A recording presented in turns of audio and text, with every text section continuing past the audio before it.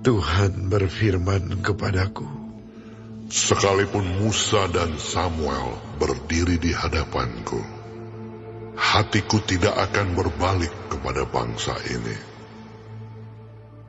Usirlah mereka dari hadapanku, biarlah mereka pergi. Dan apabila mereka bertanya kepadamu, kemanakah kami harus pergi? Maka jawablah mereka, beginilah firman Tuhan, yang ke maut, ke mautlah, yang ke pedang, ke pedanglah, yang ke kelaparan, ke kelaparanlah, dan yang ketawanan, ketawananlah. Aku akan mendatangkan atas mereka 4 hukuman. Demikianlah firman Tuhan. Pedang untuk membunuh, anjing-anjing untuk menyeret-nyeret, burung-burung di udara, dan binatang-binatang di bumi untuk memakan dan menghabiskan. Dengan demikian aku akan membuat mereka menjadi kengerian bagi segala kerajaan di bumi. Oleh karena segala apa yang dilakukan Manasye bin Hizkia, Raja Yehuda, di Yerusalem. Siapakah yang akan merasa kasihan terhadap engkau, hai Yerusalem? Dan siapakah yang akan turut berduka cita dengan engkau? Siapakah yang akan singgah untuk menanyakan perihal kesehatanmu? Engkau sendiri telah menolak aku. Demikianlah firman Tuhan. Telah pergi meninggalkan aku. Maka aku mengacungkan tanganku dan membinasakan engkau. Aku sudah jemu untuk merasa sesal. Aku menampi mereka dengan tampi di kota-kota negeri. Aku membuat umatku kehilangan anak dan membinasakan mereka, karena mereka tidak berbalik dari tingkah langkah mereka. Janda-janda di antara mereka kubuat lebih besar jumlahnya daripada pasir laut. Aku mendatangkan ke atas ibu dan teruna suatu pembinasa pada tengah hari. Dengan tiba-tiba aku menurunkan ke atas mereka kegelisahan dan kekejutan. Maka meranalah perempuan yang sudah 7 kali melahirkan. Nafasnya mengap-mengap. Baginya matahari sudah terbenam selagi hari siang. Ia menjadi malu dan tersipu-sipu. Sisa mereka akan kuserahkan kepada pedang di depan musuh-musuh mereka. Demikianlah firman Tuhan. celakalah aku ya ibuku, bahwa engkau melahirkan aku, seorang yang menjadi buah perbantahan dan buah percenderaan bagi seluruh negeri. Aku bukan orang yang menghutangkan ataupun orang yang menghutang kepada siapapun, tetapi mereka semuanya mengutuki aku. Sungguh ya Tuhan, aku telah melayani Engkau dengan sebaik-baiknya dan telah membela musuh di depan-Mu pada masa kecelakaannya dan kesesakannya. Dapatkah orang mematahkan besi, besi dari utara dan tembaga? Harta kekayaanmu dan barang-barang perbendaharanmu akan kuberikan dirampas sebagai ganjaran atas segala dosamu di segenap daerahmu. Aku akan membuat engkau menjadi budak musuhmu di negeri yang tidak kau kenal. Sebab dalam murkaku telah mencetus api yang akan menyala atasmu. Engkau mengetahuinya ya Tuhan. Ingatlah aku dan perhatikanlah aku. Lakukanlah pembalasan untukku terhadap orang-orang yang mengejar aku. Janganlah membiarkan aku diambil karena panjang sabarmu. Ketahuilah bagaimana aku menanggung celaan oleh karena Engkau.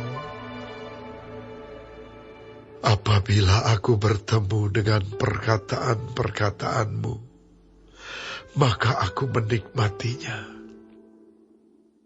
Firman-Mu itu menjadi kegirangan bagiku dan menjadi kesukaan hatiku.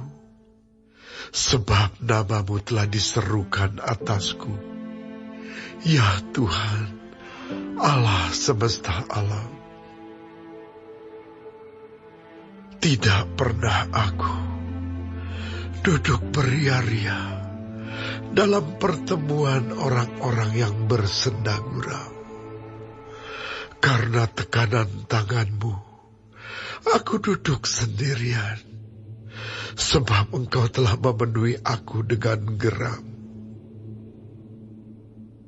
Mengapakah penderitaanku tidak berkesudahan? Dan lukaku sangat payah, sukar disembuhkan. Sungguh, Engkau seperti sungai yang curang bagiku, air yang tidak dapat dipercayai. Karena itu, beginilah jawab Tuhan. Jika engkau mau kembali, aku akan mengembalikan engkau menjadi pelayan di hadapanku. Dan jika engkau mengucapkan apa yang berharga dan tidak hina, maka engkau akan menjadi penyambung lidah bagiku. Biarpun mereka akan kembali kepadamu, namun engkau tidak perlu kembali kepada mereka. Terhadap bangsa ini, aku akan membuat engkau sebagai tembok berkubu dari tembaga. Mereka akan memerangi engkau, tetapi tidak akan mengalahkan engkau. Sebab aku menyertai engkau untuk menyelamatkan dan melepaskan engkau. Demikianlah firman Tuhan. Aku akan melepaskan engkau dari tangan orang-orang jahat dan membebaskan engkau dari genggaman orang-orang lalim.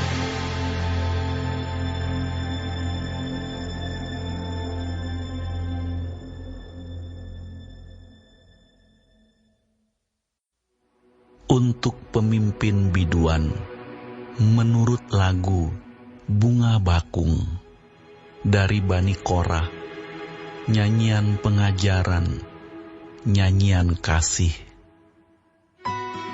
Hatiku meluap dengan kata-kata indah. Aku hendak menyampaikan sajaku kepada raja.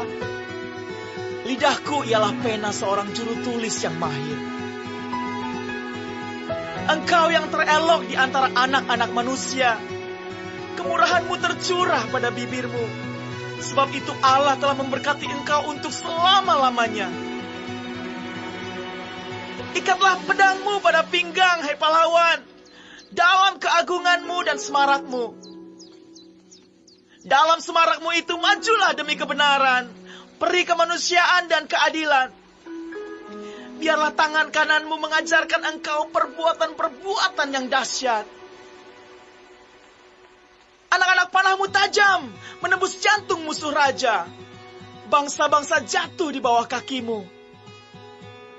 Tahtamu kepunyaan Allah, tetap untuk seterusnya dan selamanya. Dan tongkat kerajaanmu adalah menolak kebenaran.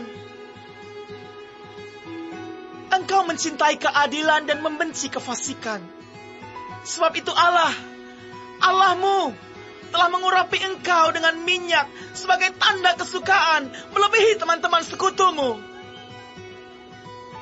Segala pakaianmu berbau mur, gaharu dan cendana.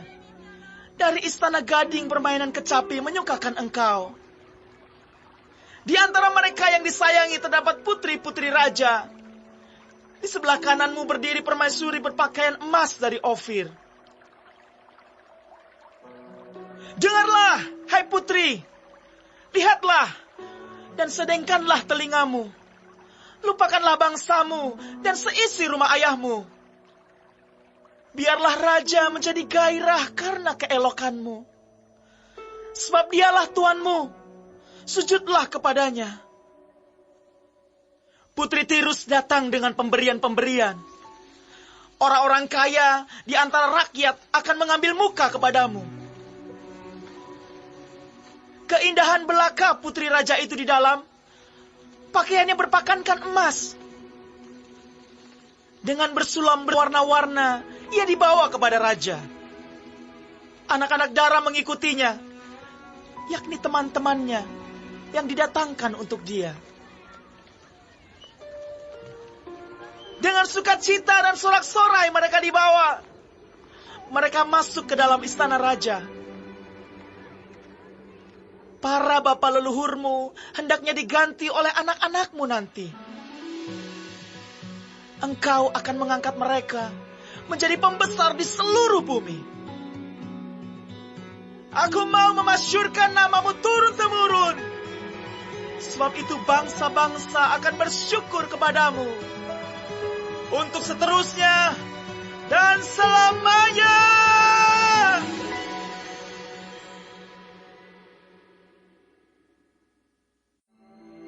Korban orang fasik adalah kekejian bagi Tuhan, tetapi doa orang jujur dikenannya. Jalan orang fasik adalah kekejian bagi Tuhan, tetapi siapa mengejar kebenaran dikasihinya. Ingatlah, jangan kamu melakukan kewajiban agamamu di hadapan orang supaya dilihat mereka. Karena jika demikian, kamu tidak beroleh upah dari Bapamu yang di sorga. Jadi, apabila engkau memberi sedekah, janganlah engkau mencanangkan hal itu, seperti yang dilakukan orang munafik di rumah-rumah ibadat dan di lorong-lorong, supaya mereka dipuji orang. Aku berkata kepadamu, sesungguhnya mereka sudah mendapat upahnya. Ya, benar. Tetapi jika engkau memberi sedekah, janganlah diketahui tangan kirimu apa yang diperbuat tangan kananmu. Hendaklah sedekahmu itu diberikan dengan tersembunyi, maka Bapamu yang melihat yang tersembunyi akan membalasnya kepadamu. Dan apabila kamu berdoa, janganlah berdoa seperti orang munafik. Mereka suka mengucapkan doanya dengan berdiri dalam rumah-rumah ibadat dan pada tikungan-tikungan jalan raya, supaya mereka dilihat orang.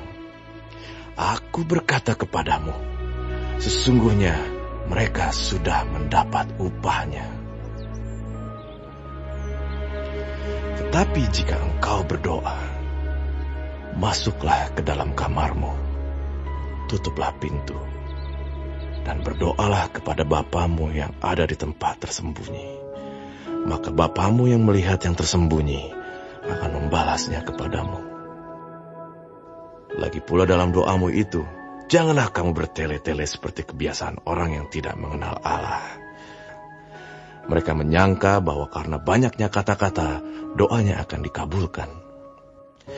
Jadi, janganlah kamu seperti mereka, karena Bapamu mengetahui apa yang kamu perlukan, sebelum kamu minta kepadanya.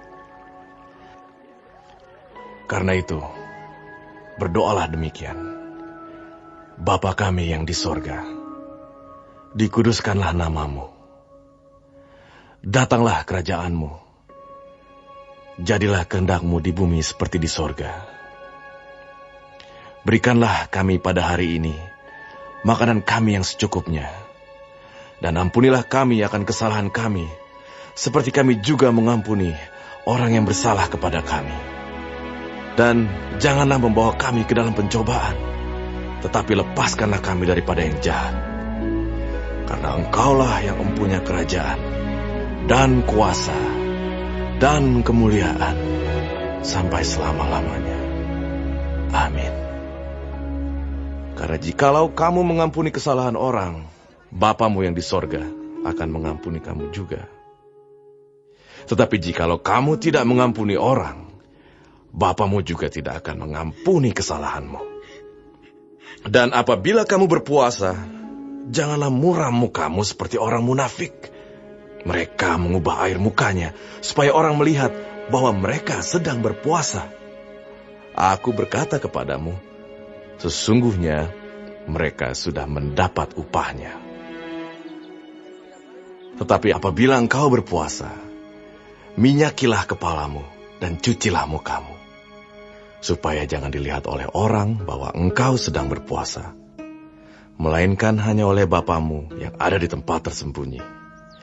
Maka Bapamu yang melihat yang tersembunyi akan membalasnya kepadamu. Janganlah kamu mengumpulkan harta di bumi. Di bumi ngengat dan karat merusakkannya, dan pencuri membongkar serta mencurinya. Tetapi kumpulkanlah bagimu harta di sorga. Di sorga ngengat dan karat tidak merusakkannya, dan pencuri tidak membongkar serta mencurinya. Karena di mana hartamu berada, di situ juga hatimu berada. Mata adalah pelita tubuh. Jika matamu baik, teranglah seluruh tubuhmu. Jika matamu jahat, gelaplah seluruh tubuhmu. Jadi jika terang yang ada padamu gelap, betapa gelapnya kegelapan itu. Tak seorang pun dapat mengabdi kepada dua tuan. Karena jika demikian, ia akan membenci yang seorang dan mengasihi yang lain. Atau ia akan setia kepada yang seorang dan tidak mengindahkan yang lain. Kamu tidak dapat mengabdi kepada Allah dan kepada Mammon. Karena itu aku berkata kepadamu, janganlah khawatir akan hidupmu, akan apa yang hendak kamu makan atau minum, dan janganlah khawatir pula akan tubuhmu, akan apa yang hendak kamu pakai. Bukankah hidup itu lebih penting daripada makanan, dan tubuh itu lebih penting daripada pakaian? Pandanglah burung-burung di langit, yang tidak menabur, dan tidak menuai, dan tidak mengumpulkan bekal dalam lumbung, namun diberi makan oleh Bapamu yang di sorga. Bukankah kamu jauh melebihi burung-burung itu? Benar, Tuhan. Siapakah di antara kamu yang karena kekhawatirannya dapat menambahkan sehasta saja pada jalan hidupnya? Dan mengapa kamu khawatir akan pakaian? Perhatikanlah bunga bakung di ladang, yang tumbuh tanpa bekerja dan tanpa memintal. Namun aku berkata kepadamu, Salomo dalam segala kemegahannya pun tidak berpakaian seindah salah satu dari bunga itu. Jadi jika demikian Allah mendandani rumput di ladang, yang hari ini ada dan besok dibuang ke dalam api, tidakkah ia akan terlebih lagi mendandani kamu, hai orang yang kurang percaya? Sebab itu, janganlah kamu khawatir dan berkata, apakah yang akan kami makan? Apakah yang akan kami minum? Apakah yang akan kami pakai? Semua itu dicari bangsa-bangsa yang tidak mengenal Allah. Akan tetapi Bapamu yang di sorga tahu bahwa kamu memerlukan semuanya itu. Tetapi, carilah dahulu kerajaan Allah dan kebenarannya, maka semuanya itu akan ditambahkan kepadamu. Amin, Guru. Sebab itu, janganlah kamu khawatir akan hari besok, karena hari besok mempunyai kesusahannya sendiri. Kesusahan sehari cukuplah untuk sehari.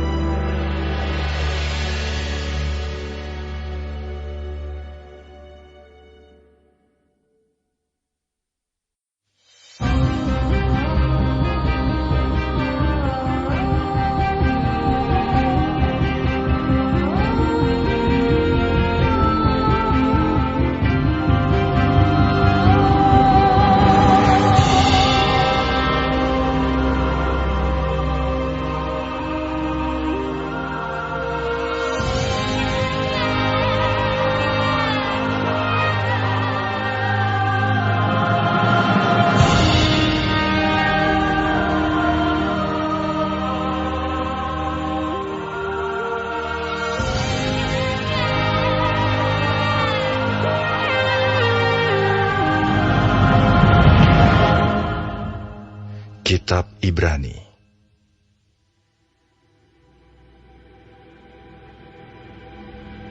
Setelah pada zaman dahulu, Allah berulang kali dan dalam pelbagai cara berbicara kepada nenek moyang kita, dengan perantaraan nabi-nabi. Maka pada zaman akhir ini, Ia telah berbicara kepada kita, dengan perantaraan anaknya, yang telah Ia tetapkan sebagai yang berhak menerima segala yang ada. Oleh Dia, Allah telah menjadikan alam semesta.